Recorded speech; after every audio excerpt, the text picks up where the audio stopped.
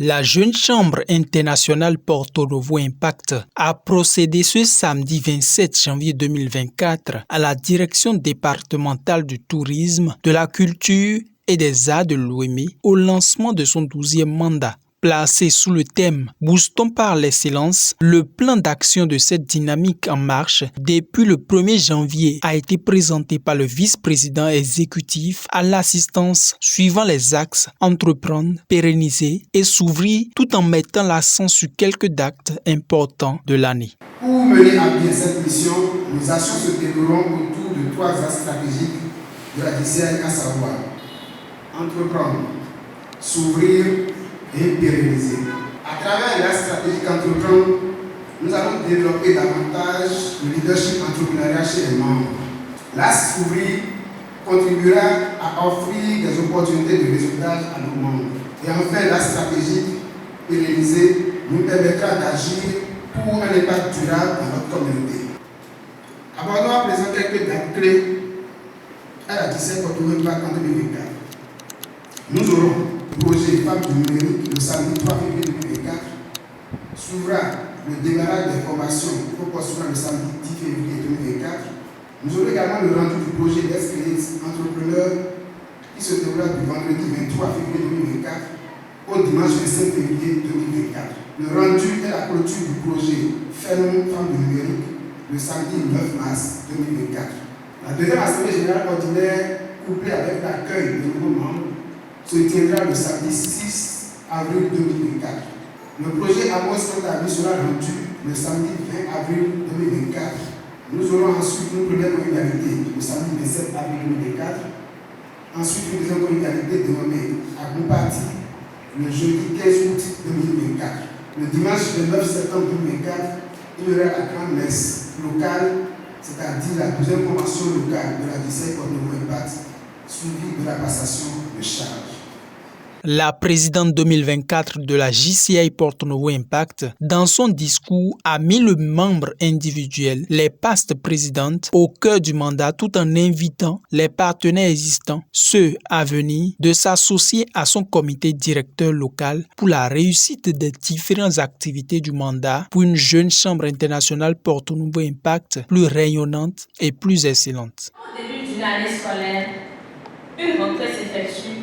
Il en est de même pour un mandat.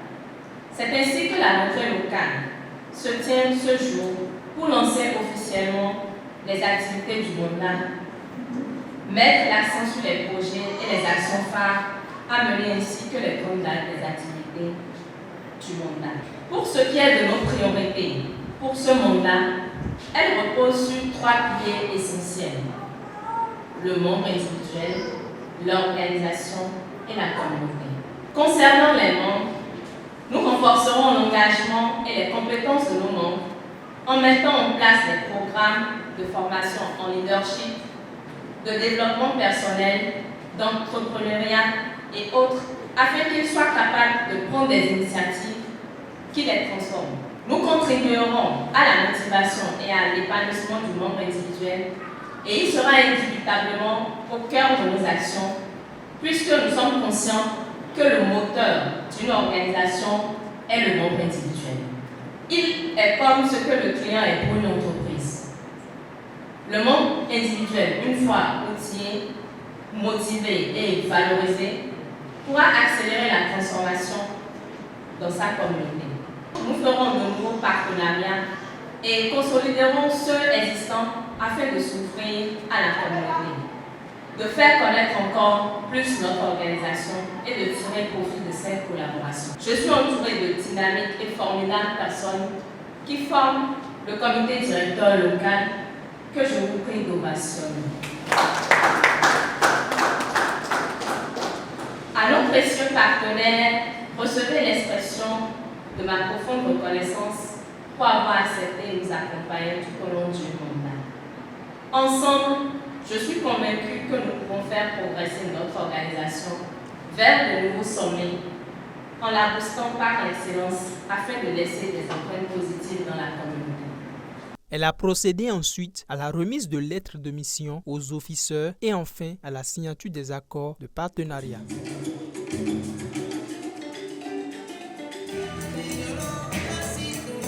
Empêché, le président national Mikeson Kouveglo s'est fait représenter sur l'activité par le vice-président assigné à la région 16. Le président national Mikeson me charge de vous délivrer son message suivant deux mots. Premier mot, gratitude. Gratitude à l'endroit de tous les membres de cette organisation pour tous les efforts consentis, tous les efforts qui se font chaque année afin de révéler cette organisation locale à l'échelle mondiale.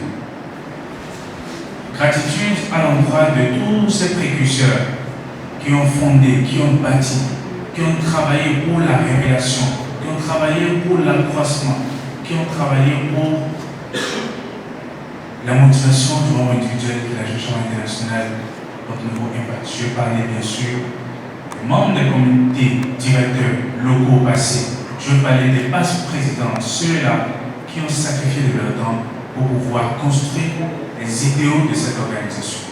Gratitude à l'endroit des différents partenaires qui depuis des années ont accepté associer leur image à cette organisation pour qu'ensemble nous puissions créer un impact fort au sein de notre communauté. Le deuxième mot sur lequel le président national me charge de vous délivrer sur son message, c'est bien sûr le mot d'encouragement. Vous encourager à rester dans cette perspective. Vous encourager à cultiver davantage l'esprit d'excellence. Vous encourager à vouloir cultiver en 2024 l'esprit bien sûr du booston par excellence. Booston pour stimuler, booston pour motiver, booston pour stimuler l'engagement individuel et communautaire.